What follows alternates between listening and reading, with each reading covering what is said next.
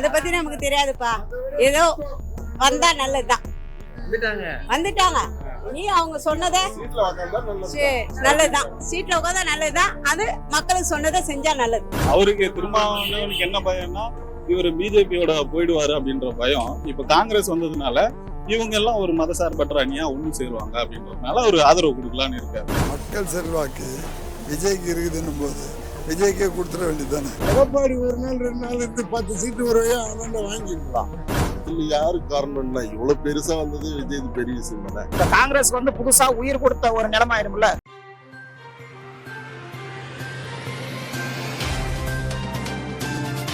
அதை பத்தி நமக்கு தெரியாதுப்பா. ஏதோ வந்தா நல்லதுதான்.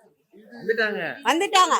நீ அவங்க சொன்னதை நல்லதுதான். சீட்ல உட்காந்தா நல்லதுதான். அது மக்களுக்கு சொன்னதை செஞ்சா நல்லது.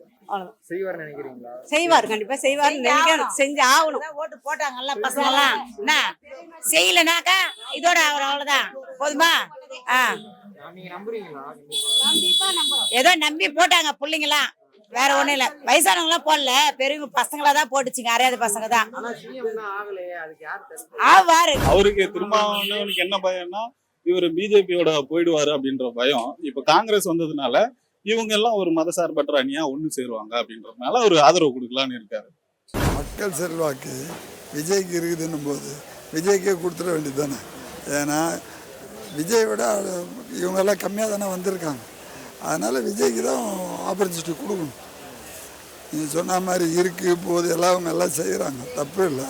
ஆனால் ஃபஸ்ட்டு ப்ரிஃபரன்ஸு விஜய்க்கு தான் தப்பு. இப்போ அவன் காங்கிரஸ் இதுன்னா இப்போ அவன் 40 இது கேட்குறான். இப்போ எப்படி நீ குடிப்பியா? சுயேட்சை நீ ஜெயிச்சுக்கிடுவான். எடப்பாடி ஒரு நாள் 2 நாள் இருந்து 10 சீட்டு வரையா அவனாண்ட வாங்கிக்கலாம். இதுல யாரு காரணம்னா இவ்வளவு பெருசா வந்தது விஜய் பெரிய விஷயம் தானே. தனிச்சு பெரும்பான்மை வந்ததே பெரிய விஷயம் தானே. ஆமா,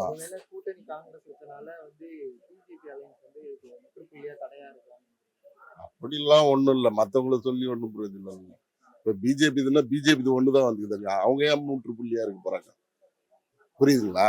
இல்ல மத்தவங்க வந்துட்டு டிஎம்கே இதுன்னா பிஜேபி இருக்கிறாங்களா? இல்ல முற்றுப்புள்ளியா எதுவும் பண்ணலாம். அரசியல் நம்ம சொல்லி ஒன்றும் பண்ண முடியாதுல்ல, அவங்க கையில தான் இருக்கு. அதுவும் தடையா இருக்கிறது தான்.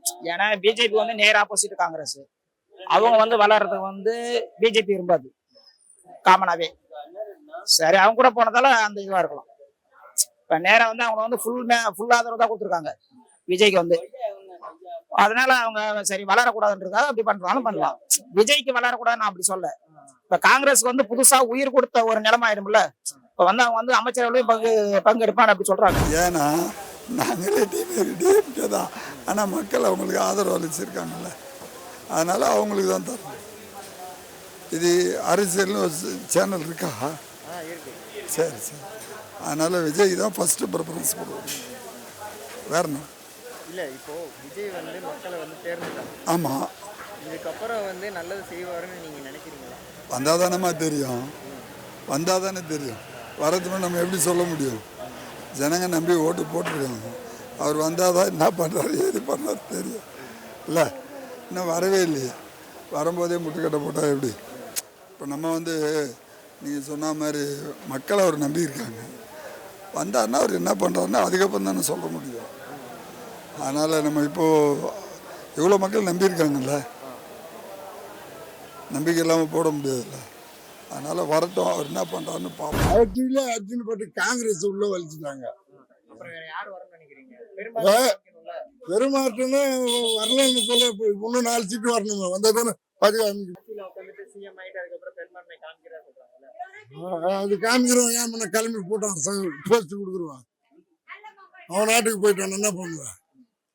யாரு தடுக்கிறாங்கன்னு சொல்ல முடியும். ஒரு 10 சீட்டு இருந்தால் தான் நாங்கள் ஆட்சி அமைக்க முடியும். காமிக்கிறேன்னு சொல்றாரு. ஒரு வாரம் அவதாரம் கட்டிக்கிறாரா? பார்க்கலாம். அவர் தான் வருவார் சிஎம். வேற வருவான். நம்ம வந்துருவானா அவன் வந்துருவானா? அவன்லாம் எப்படி வருவான்?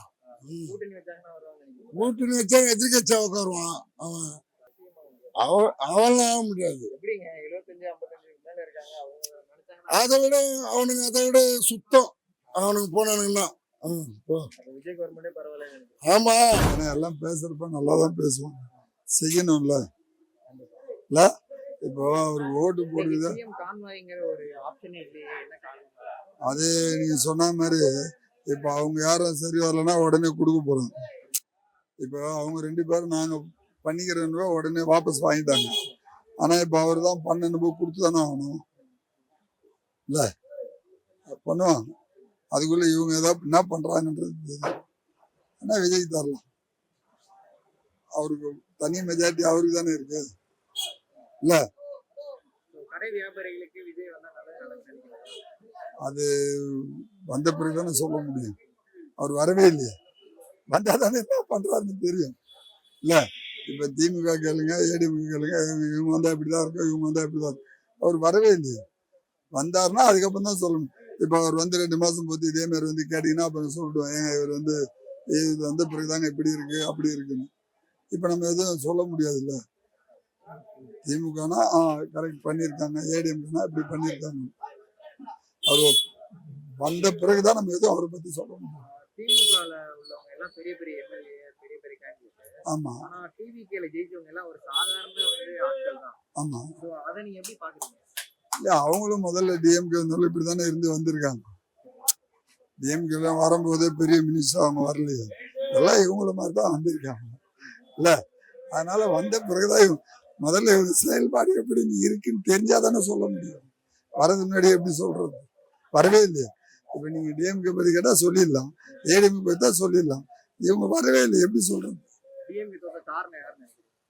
அதே நம்ம சொல்ல ஆமா, அதே நம்ம சொல்லவே முடியாது. மக்கள் விரும்பினாங்க, இவங்க வந்துட்டாங்க, அவ்வளவுதான். அது இவங்க செயல்பாடு வச்சுதான் நம்ம சொல்ல முடியும். இல்ல யாரும் போய் எனக்கு போடுன்னு சொல்லலையே. மக்கள் வந்து நீ வரணும்னு நினைச்சாங்க, உங்களுக்கு போட்டாங்க. அவங்க வரணும்னு நினைச்சா அவங்களுக்கு போட்டாங்க. பின்புலத்துல பிஜேபி இருக்கான்னு கேக்குறீங்களா? பின்புலத்துல பிஜேபி இருக்குன்னு நம்ம எப்படி சொல்ல முடியும்? நீங்க பெரும்பான்மை இன்னும் நிரூபிக்கல தானே.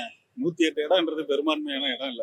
விஜய் என்ன சொல்றாருன்னா, நான் சிஎம் ஆயிட்டுதான் நான் பெரும்பான்மை நிரூபிக்கிறேன். ஆமா, அது சட்டம். நீங்க என்ன பண்ணணும்னா பெரும்பான்மை நிரூபிக்கணும்னா நீ ஆளுநர் அனுமதிக்கணும், சட்டமன்றத்துலதான் அது நிரூபிக்கணும் இல்லையா? அதை அனுமதிக்கணும், அவங்க அனுமதிக்க மாட்டேன்றாங்க. அது அனுமதிக்கிறதுக்கு யாரு காரணம்?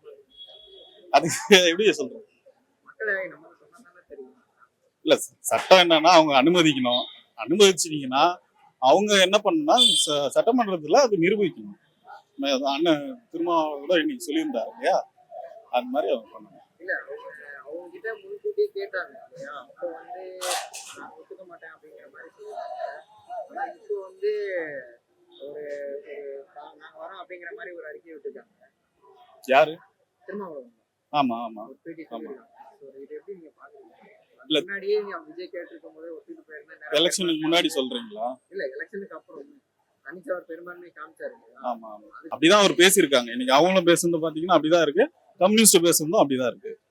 இன்னைக்கு ஆளுநரை சந்திச்சிருக்காரு. என்ன நிலைப்பாடு இருக்க போகுது? இல்ல, சந்திச்சது வரைக்கும் எனக்கு தெரியும். அதுக்கப்புறம் ஆளுநர் என்ன சொல்லியிருக்காருன்றது தெரியாது. ஏன்னா நீங்க 108 பெரும்பான்மை அவர் மட்டும் தான் கோரி இருக்காரு ஆட்சி அமைக்கிறதுக்கு. அவருக்கு அனுமதிச்சிருக்கணும். சட்டமன்றத்துல தான் நீங்க போயிட்டு அவரு நிரூபிக்கணும் தன்னுடைய இது எல்லாமே. அது ஆளுநரை பின்னாடி இருந்து பிஜேபி இயக்குதுன்றது எல்லாருக்குமே தெரிஞ்ச விஷயம் தான். அது வெளிப்படையா சொல்ல முடியாத சூழல்ல இருக்கு, வேற ஒண்ணும். விஜய் ஆகி நல்லா இருக்கும். ஒரு 6 மாசம் போட்டுமே தெரிஞ்சிடும். ஏன்னா நேத்தே பாத்தீங்கன்னா பட்டாக்கத்தியில கேக் வெட்டுறது, ஆடு நடு ரோட்ல வெட்டி விடுறது, பட்டாசு வெடிச்சு வீட்டுக்கு மேல போடுறது, இது எல்லாமே நேத்தே தொடங்கிட்டாங்க.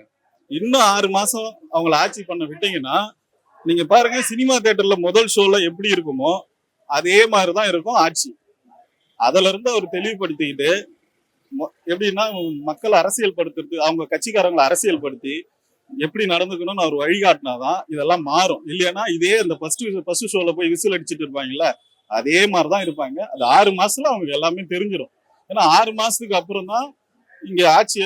இப்போ அவர் வந்து 2500 ரூபாய் தரன்றாரு, 6 சிலிண்டர் தரன்றாரு. இதெல்லாம் தர முடியுமான்றது எப்படி தெரியும்? புரியுதுங்களா? இப்ப டாஸ்மாக்ல 10 ரூபாய் எக்ஸ்ட்ரா வாங்குறத பத்தி அவர் பேசியிருக்காரு. இந்த எக்ஸ்ட்ரா வாங்குறது தான் அவங்க 1000 ரூபாய் இவங்க போட்டுட்டு இருந்தாங்க மகளிருக்கு. பாதி அவங்க அடிச்சுட்டு போனாங்க, அது வேற கதை. பண்ணாங்களா இல்லையா? இப்ப இவர் தொடர்ந்து அதே தான் செய்யணும் இல்லையா? அப்படி செய்யும் போதுதான் இவங்க எல்லாமே அதை செய்ய முடியும். இவங்க ஆட்சி இன்னும் 6 மாசத்துல தெரிஞ்சிடும். ஏன்னா இதே ரசிக மனப்பான்மையோட அவரோட தொண்டர்கள் இருந்தாங்கன்னா மக்களுக்கு சலிப்பு வந்துடும். ஏன்டா போட்டோன்ற இப்பயே பாதி பேருக்கு வெறுப்பு வருது இல்லையா? இன்னும் கொஞ்ச நாள்ல அது வெளிப்பட்டு ரீஎலெக்ஷன் நடந்தா யாருக்கு சாதகமா இருக்கும்? இப்போதைக்கு ரீஎலெக்ஷன் நடந்தா மறுபடியும் விஜய் தான் வரதுக்கு காரணம். ஏன்னா அது அனுதாபம் இருக்கு. அவர் வந்தாங்க, அவரை விடல, அதனால மறுபடியும் நம்ம அவருக்கு தான் போடணும், அவர் வர வைக்கணும்னு மக்கள் மனதுல அதுதான் இருக்கும். ஒரு 6 மாசம் 1 வருஷம் இவர் ஆட்சிக்கு அப்புறம் வந்துச்சுன்னு வச்சுங்களேன், அப்ப தெரிஞ்சிடும். அது அப்படி அவருக்கே ஃபர்ஸ்ட் அதிகாரம் கிடையாது. பெரும்பான்மை நிரூபிக்கிறது அசம்பிளில தான் நிரூபிக்கணும். அவரு கவர்னர் ஆபீஸ்ல நிரூபிக்கிற அந்த இதுவே இல்லையா, அந்த நடைமுறையே இல்லையா. ஆனா இவர் தான் புதுசா அப்படி சொல்லிட்டு இருக்காரு. ஃபர்ஸ்ட் இப்ப தமிழ்நாட்டுல பெரிய கட்சி இப்ப விஜய் கட்சி தான். விஜய் கட்சி விட்டுட்டு மத்த மீதி யாரும் அவங்க நாங்க ஆட்சி அமைக்க போறோம்னு சொல்லிட்டு யாரும் உரிமை கோரல. உரிமை கோரது இவர் ஒண்டி தான். மீதி யாருன்னா உரிமை கோர்ந்தா அதுக்கு அப்ஜெக்ஷன் தெரிவிக்கலாம். சொல்லிக்கிறது இவர் ஒண்டி தான். ஆனா அதையும் நடைமுறைப்படுத்த மாட்டாங்க. அவரை தான் பண்ணணும், வேற ஆப்ஷனும் கிடையாது. இல்ல இப்போ டிஎம்கே ஏடிஎம்கே கூட்டணி வச்சா என்ன பண்ணுவாங்க? என்ன நடக்கும்? அது என்ன ஒரு தற்காலிகமான ஒரு தீர்வா இருக்கும். ஆனா பின்னாடி அதுவும் குழம்பா தான் இருக்கும். திரும்ப அவங்க அதோட குழி தோண்டி புதைக்க வேண்டியதான். அது மத்த 5 வருஷம் கழிச்சு பிறகு வச்சுக்க, அவங்க எந்த மூஞ்சி வச்சு ஜனங்கிட்ட ஓட்டு கேட்க முடியாது. 2 பேரும் கூட்டணி வச்சு அப்படி பண்ணாங்களா, அது விஜய்க்கு இன்னும் ரொம்ப ஃபேவர் ஆயிடும். இப்போ இந்த தடவை ஆளுநர் சந்திச்சாரு. ஆனா எந்த ஒரு முடிவு என்ன அப்படிங்கிறது இல்ல அதான் கோர்ட்டுக்கு போறான்னு சொல்லியிருக்காங்கண்ணே. இப்ப கோர்ட்டுக்கு போனா அவங்க தீர்ப்பு கொடுப்பாங்களா? அவங்க சொல்லினா இவர் செஞ்சுதானே ஆகணும். வேற ஆப்ஷன் கிடையாது. விஜய் தான் வருவாரு, அது வேற ஒன்றும் பண்ண முடியாது. இல்ல இப்போ கம்யூனிஸ்டும் விசிக்கும் வந்தா பெரும்பான்மை காட்டிடலாம் அப்படிங்கிற மாதிரி சொல்றாங்க. அவங்க வருவாங்க? ஏன்னா அவங்க சான்ஸ் இருக்கு. ஏன்னா அவங்க பிஜேபி ஆப்போசிட்ல தானே இருக்காங்க. இப்போ கம்யூனிஸ்டா இருக்கட்டும், இவரு திருமாவளம் அவரா இருக்கட்டும், அவங்க எல்லாமே பிஜேபி ஆப்போசிட் தான். சரி, காங்கிரஸ் கூட போனாலும் அவங்களும் வரது கூட வாய்ப்பு இருக்கு. விஜய் 100% நல்லது செய்வார்னு நீங்க நல்லது செய்வான்னு நினைச்சுதாங்க இவ்வளவு ஜனம் ஓட்டு போட்டுக்கிறாங்க. கிட்டத்தட்ட 1,70,00,000 பேர் மேல ஓட்டு போட்டுக்கிறாங்க. அப்ப அவங்க எல்லாம் நம்பிக்கை இல்லாமல போட்டுருப்பாங்க. அந்த கான்பிடன்ஸ் தான் போடுவோம். தெரியும் வந்திருக்காருல, பண்ணாதான் தெரியும். அதுக்குள்ளே புதுசா பண்ணிவிடாரா ஜோசி சொன்னா எப்படி? யாருக்கா இருந்தாலும் ஒரு வாய்ப்பு கிடைச்சா தானே அந்த வாய்ப்பு அவருக்கு. உங்களை மாதிரி வியாபாரிங்க நல்லா வருவாங்கன்னு நினைக்கிறீங்களா? புரியல. உங்களை மாதிரி வியாபாரிங்களுக்கு தடையா இருக்காதுன்னு நினைக்கிறீங்களா? அதெல்லாம் எந்த தடையெல்லாம் இருக்காது. அதெல்லாம் வரப்போகுது. நல்லது நடக்கும்னு நினைக்கிறீங்களா? நல்லது நடக்கும், நம்புவோம். அவங்க வெளியே எதுவும் சொல்லல. அவங்க சொல்றதுன்னு வதந்தியாண்டா மக்கள் என்னென்ன பேசுவாங்க. அவங்க சொல்றது வச்சுதானே கணிக்க முடியும். அவங்க சொன்னது யாருன்னா கேட்டாதான் நம்ம சொல்ல முடியும். பேசி நிக்கிறாங்கன்னு எப்படி நீங்க சொல்லலாம்? மக்கள் வதந்தி எதனா சொல்லலாம். அவங்க என்ன பண்றாங்கன்னு அவங்களுக்கு தான் தெரிய போகுது.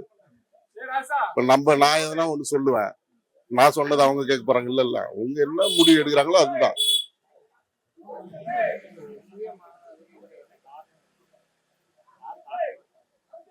சிஎம் ஆகிறதுக்கு காரணம் என்னன்னா, இவர் ஃபர்ஸ்ட் வந்ததே பெரிய விஷயங்க. நல்லா இத்தனை தொகுதியில வந்துட்டாருன்னா பெரிய விஷயம்.